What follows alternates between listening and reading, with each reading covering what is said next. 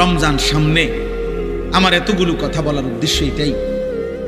মাহে রমজান সামনে, আল্লাহ যেন বলছে, বান্দা 11 মাসের ঘাটতি কমতি যা হইছে তো হইছে, চলো একবার ঘুরে দাঁড়াও বান্দা, একটা মাস কাজে লাগাও। দেখতে দেখতে আইয়ামাম মাদুদাত, অল্প